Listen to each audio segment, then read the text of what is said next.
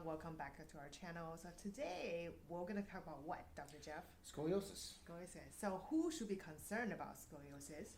Well, parents as relates to school age kids, because the age of acceleration when it does hit then too is around 11.7 years of age. So at that point it really starts to accelerate. And so that's when you have to get your children checked down the road to make sure that no issues can actually happen. So can you find out whether or not you have scoliosis without taking x-rays? There are some methods you can check at home. Once you do these and perform these particular exercises, you can go ahead and talk with your professional care provider to see if they can actually help out and do any sort of further testing for it.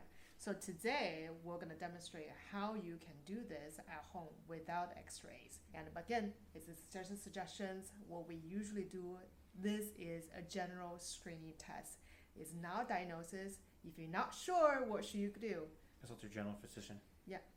Discuss that with your doctor. Okay, let's waste no time. Let's go. First of all, we're going to try to check if there is posture indications that scoliosis might be there. Okay, very simple test. You can do it at home. With children stand up straight, and you're going to look at them from behind, and you're going to ask them to go ahead and bend forward slightly. Okay, you're going to stop right here. So what you're looking at is you want to see if there is a flat surface across your upper back. Now we're going to demonstrate what the scoliosis will look like if you have one. So go ahead, we're going to recreate the scoliosis. Okay, go ahead and bend forward, and I'm going to recreate the scoliosis. So if the test is positive, you usually will see a hump on the side of a spinal abnormal curvature. So this is the indication of scoliosis according to this general screen. The second test you can do at home is the posture check. So you're going to ask the patient to stand up straight naturally and keep your eyes straight forward. Okay?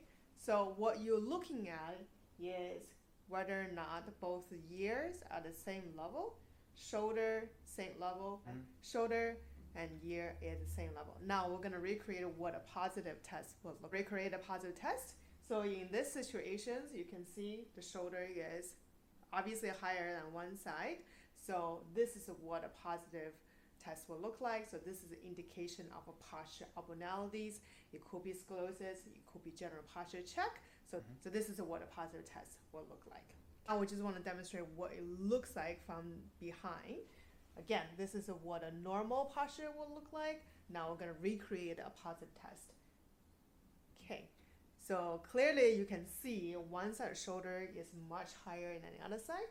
And if you are able to see, you can also see the scapula point right here. You can put your finger in there and see how far they're apart. If they are not in the level, then that's an indication of a positive test. So this is an indication of scoliosis or abnormal posture. The last test is we're going to see the hip positions. Okay, same thing, we're going to ask the patient to stand as naturally as possible. I'm going to ask them to relax the shoulder and put both hands on the highest point of the hip. So what you are looking at is the hand position. Are they in the same level or different? Now we're going to recreate a positive test. As you can see that one side, the hand is much higher than the other side. So this is what a positive test will look like. So as you can see with when you have your kids, generally just check and make sure that they're doing okay. You can check their spine periodically, make sure everything's fine, do a health check with their spine. And if you do see anything that might be a little bit abnormal, consult your physician to see if there's any sort of further testing that might be required. Yeah.